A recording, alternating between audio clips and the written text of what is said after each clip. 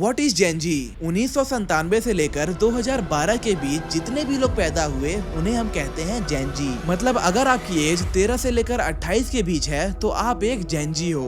एक ऐसी जनरेशन जिसके पास सब कुछ है लेकिन सुकून नहीं, जहाँ रिलेशनशिप का मतलब होता है you need to be on bed और लॉयल्टी सिर्फ एक मजाक बन चुकी है, जहाँ 15 साल का बच्चा भी बोलता है आई एम डिप्रेस्ड। ये वही जनरेशन है जहाँ हर कोई पढ़ा लिखा है फिर भी अनएम्प्लॉयमेंट अपने पीक पर है। मैं अपने दुख और पीड़ा को किसी का सामना नहीं कर सकता हूँ। यहाँ बेरोजगारी इतना बढ़ गया है कि हम लोग इतना डिप्रेशन में हैं। The generation with no values, the generation with no direction. लेकिन ऐसा क्यों है? आखिर जेन जी सबसे ज्यादा कंफ्यूज्ड, एंशियस और अनस्टेबल क्यों है?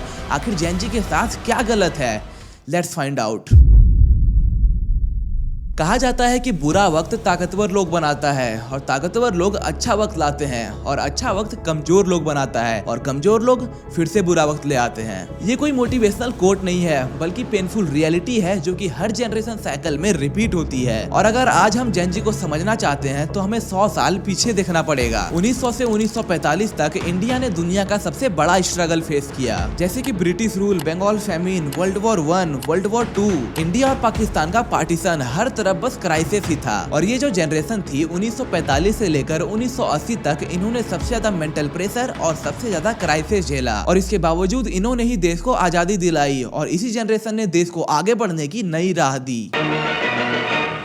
Knew that Hindustan India was now to be free and independent.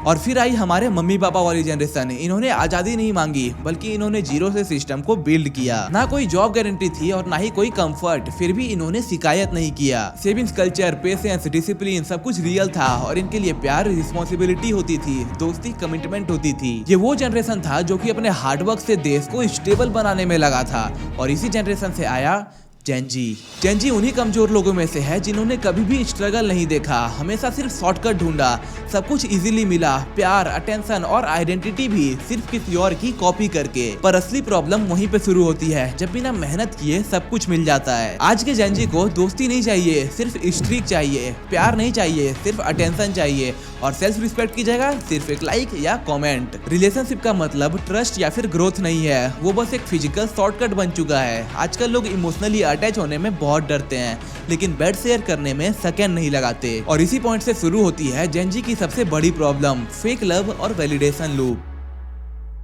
आज के टाइम पे लोग प्यार के लिए नहीं बल्कि अटेंशन के लिए रिलेशनशिप में आते हैं। इंस्टाग्राम में क्यूट कपल पोस्ट डालना, रील्स बनाना, स्टोरी में टैग करना, ये सब सिर्फ और सिर्फ एक इमेज मेंटेन करने के लिए होता है। असली कनेक्शन, अंडरस्टैंडिंग, सैक्रिफाइस जैसे वर्ड्स अब आउटडेटेड लगते हैं। जेन जी के लिए रिलेशनशिप का मतलब है कि अगर तू मेरे लिए 24 घंटे अवेलेबल नहीं है तो तू टॉक्सिक है। लॉयल्टी का मतलब है कि लास्ट सीन कब था, स्टोरी किसने देखी या उसने लाइक क्यों किया। मतलब सीरियसली आजकल लोग इतनी छोटी छोटी चीजों में अपने 24 घंटे बर्बाद कर रहे हैं। ये जनरेशन इमोशन को नहीं समझती बल्कि अटेंशन के नशे में जीती है। अगर किसी का अटेंशन मिल रहा है तो हाई फील होता है और वही अटेंशन जब चला जाता है तो लो फील होने लगता है और फिर अगला बंदा ढूंढ के वही लूप रिपीट होता है। इससे प्यार नहीं होता बल्कि वैलिडेशन का साइकिल बनता है जहाँ पे हर रिलेशनशिप एक नया डिस्ट्रैक्शन बन जाता है। कोई किसी से जेन्युइनली बात नहीं करता, सब चाहते हैं कि उनकी कमी कोई दूसरा बंदा फील कर दे। इसीलिए हार्ट ब्रेक रियल लगता है लेकिन रिलेशनशिप फेक लगता है। लोग आई लव यू बोलते हैं पर एक्चुअली डीएम में किसी और के साथ बिजी होते हैं और ये सब किसी को भी एबनॉर्मल नहीं लगता। सबको लगता है कि ऐसा ही चलता है। इमोशनल चीटिंग, टेम्पररी अटैचमेंट और मूव ऑन कल्चर इतना ज्यादा नॉर्मल हो गया है कि अब लॉन्ग टर्म रिलेशनशिप ही अननेचुरल लगने लगा है।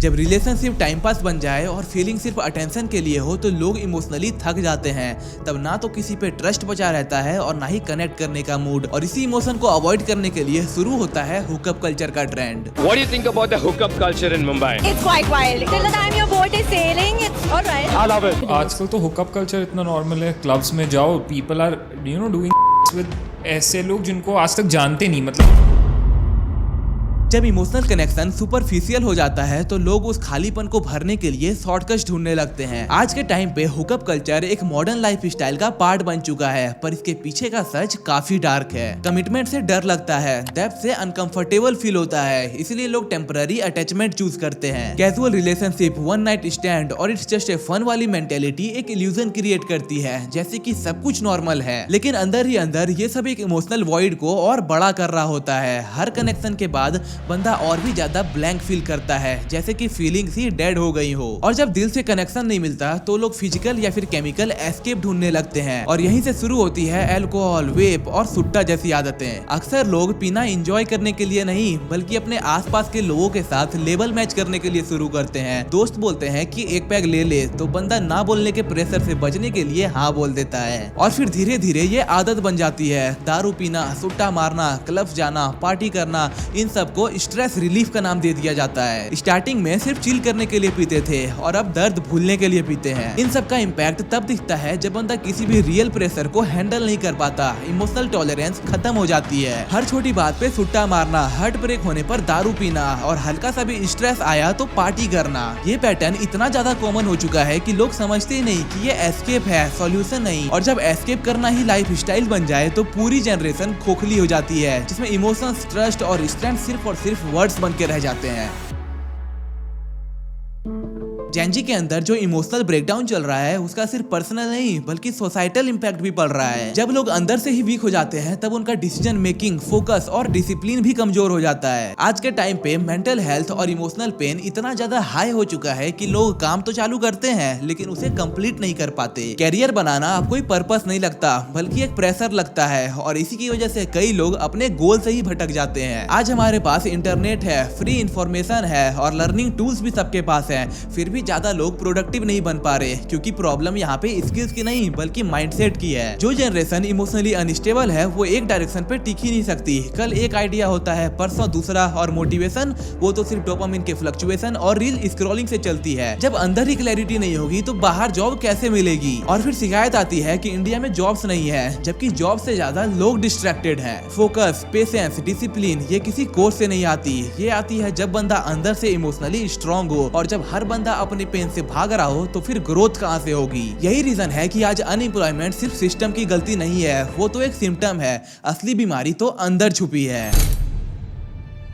देखो जेन-जी और इसके बाद आने वाली जनरेशन अल्फा, यही दोनों जनरेशन मिलके हमारे देश का फ्यूचर बनाएंगे। अगर हमारे अंदर क्लैरिटी, फोकस और स्ट्रेंथ नहीं होगा तो हम सिर्फ एक लॉस्ट क्राउड बन जाएंगे। अब तक मैंने आपको सिर्फ प्रॉब्लम्स बताई, पर अब बात करते हैं सॉल्यूशंस की, जिससे आप अपने लाइफ का कंट्रोल वापस ले सको। पहला स्टेप है एस्केपिज्म से बाहर निकलना, चाहे अल्कोहल हो, कैजुअल रिलेशनशिप हो या फिर time pass with temporary person. ये सब चीजें आपको शॉर्ट टर्म कंफर्ट तो देते हैं लेकिन लॉन्ग टर्म में आपको डैमेज करते हैं। जब भी दर्द फिर प्रेशर फील हो, उस इमोशन के साथ बैठना सीखो, उसे अवॉइड मत करो। रियल ग्रोथ यहीं से शुरू होती है। अगला स्टेप है डिजिटल डिसिप्लिन। हर सेकंड अपना फोन उठाना, हर नोटिफिकेशन पे रिएक्ट करना, ये सारी चीजें आपके अटेंशन को कमजोर करता है। अपने स्क्रीन टाइम को कॉन्शियसली कंट्रोल करो। एक फिक्स्ड रूटीन रखो कि कब फोन को यूज करना है और कब सिर्फ खुद के साथ रहना है। क्लैरिटी यहीं से आनी स्टार्ट होती है। तीसरा और सबसे इम्पोर्टेंट, पर्पस बिल्ड करो। जिंदगी में एक मिशन होना चाहिए, चाहे वो कैरियर हो, फिटनेस हो या कोई भी स्किल। जब आपका हर दिन एक स्ट्रॉन्ग डायरेक्शन की ओर बढ़ता है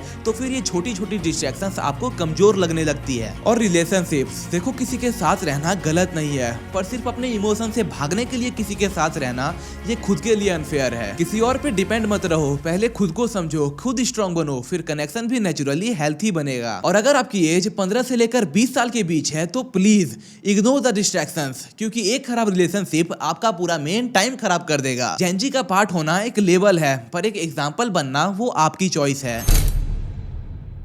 जेन-जी जनरेशन से रिलेटेड आपके क्या थॉट्स हैं और इसे फिक्स करने के और भी क्या तरीके हो सकते हैं वो मुझे कमेंट में जरूर बताना। और अगर वीडियो पसंद आई तो वीडियो को लाइक करके चैनल को सब्सक्राइब भी कर लेना।